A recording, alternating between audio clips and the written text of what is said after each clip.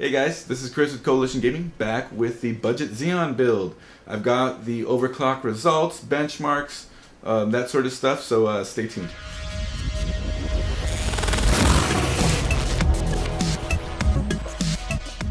So the overclock settled out at about 4.5 gigahertz, and at that was at like something like 1.394 volts, which to me seems like it's a bit high. My overclocked Ivy Bridge is at 1.255, and that's at 4.3 gigahertz.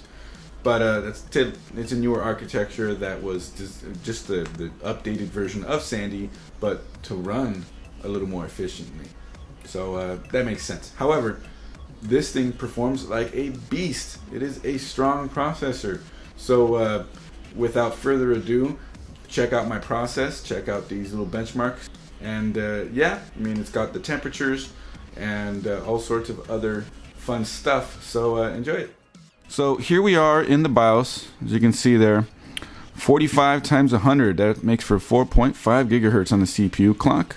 Memory is set to 1.5 volts, but it's getting 1.52. That's fine, I guess. And the processor is reporting that it's getting 1.394. Well, I actually have it set at 1.285.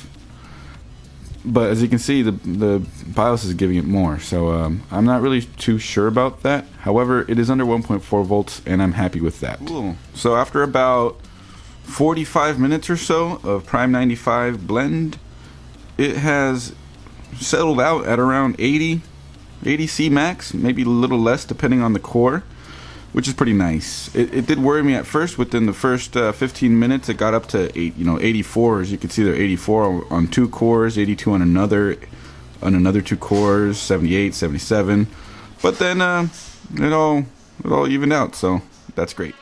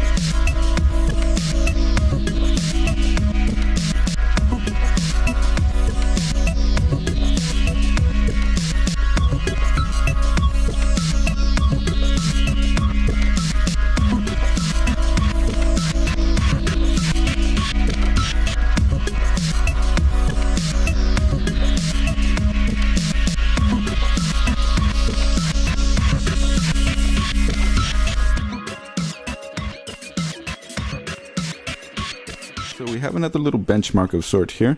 I'm going to be doing a rendering benchmark, a little rendering comparison between my main rig, which is an Ivy Bridge i7-3770K overclocked to 4.3 gigahertz, and that's going to be versus that guy right there, the Xeon 6-core overclocked to 4.5 gigahertz. So everything says that that one should win. Well, let's see how this guy stacks up against it. So I already queued up everything ready to go. This is the unboxing video that I did for that case, and all the settings are the same. I've already verified that. Even the file size output's supposed to be the same, 857 megabytes. Well, let me adjust something over here. So now we're over here looking at the other computer. Don't mind the scratches on the screen. This is just my bench test monitor. So there it is, all the settings, again, the same. Even the estimated file size. And I noticed this was checked on the other one, so I'm got to make sure that is exactly the same as well. And it is. Okay, so I gotta have to do this real quick here. Let's see. Actually, let me start it on this guy. 1, 2, and 3. Export. And export. Okay, alright, let's see. And they're off to the races. This one, estimated time remaining, 4 minutes and about 30 seconds. Over here, with the Xeon 6 core, estimated time remaining, 3 minutes and 3 minutes and 30 seconds? Wow, it's already a whole minute faster than it. Just a word on the temps. Ambient temperature in that room right now, let's see here, since I have a sensor in there, is about 83 degrees. Yeah, 2 high-performance computers running at the same time, they're going to get a room hot. So 83 degrees ambient temperature. Let's see what the temps are at. We have the Xeon. The Xeon's over here running at around high 70s. It's touched 81. Not bad. I mean, it's overclocked. Little bit of a high V-core on there, but it's going. And that's currently at 1 minute remaining. Over here, 1 minute 33 seconds remaining. And how are your temps doing? 64, 65. It looks like it's touched up to 70. It is a lower wattage processor though, and it's getting a lot less volts to it as well. Alright, we're on the home stretch. We have 10 seconds left on the Xeon, 45 seconds left on the i7-3770K. Looks like Xeon E5-1650 has not quite completed it yet. And done. The Xeon wins, as expected. Xeon wins while the 4770K still had about 15 seconds left. And that's just 15 seconds left on that part. It still has some more time to go after this actually completes. So it's really, seems like it's factoring this in about a minute behind, which isn't a whole lot, but if you do a lot of rendering, or if it was a much longer video, see, over there, just finished. If it was a much longer video, that would be a more significant difference. Great.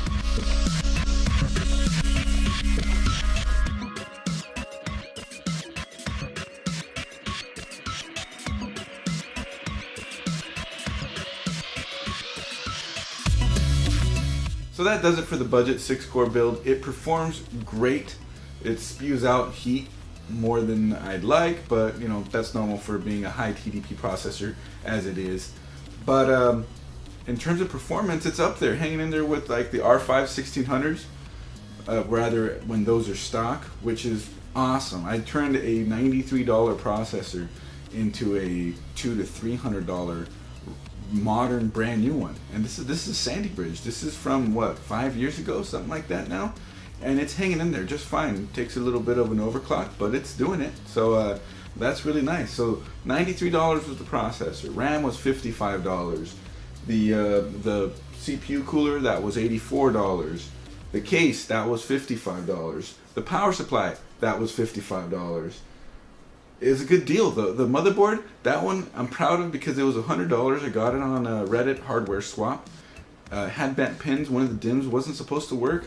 Well, I took it to a jewelry repair shop. They took care of it. They didn't even charge me, which is super cool. And it worked. So that was a gamble, and it paid off. Because this motherboard on eBay goes for like $230 new. And yeah, that's just way too much right now for X79, given that their performance at what they're at overclocked is what a modern system with Ryzen is. So the value just isn't there anymore. It just isn't. So come on, X79 prices drop. The processors are cheap. What about the motherboards? Come on, they need to drop already. Graphics card in this one was a bit of a difference here because I spent $250 to upgrade my main rig to a 980 Ti, and I took the 970 that was in it, stuck it in this guy, and I just basically, it was an excuse to upgrade. But I was looking at something in the $80 range for graphics cards. So that would have been like a 4GB 960 or something like that, for example. Maybe even a 4GB 770 if I couldn't get a good enough deal on a 960. However, this 970 is going to be going in my mini rig, little mini computer, and that 77 is going to get swapped into here because I'm still not exactly sure what I want to do with this yet. It was a fun build, and I was happy to do it, happy to put out the numbers that I did, run those benchmarks. I love to tinker and I love to experiment with this stuff. So it was just something that I was doing for fun, and it's great. I really like it. But not entirely sure what I want to do with it from here. So I guess we'll see. Anyways, this is Chris with Coalition Gaming. If you guys like this video, give it a thumbs up. If you didn't like it, give it a thumbs down. Leave a comment. Let's talk about it. Subscribe for more. There's always more coming. And I will see you guys in the next video. Bye.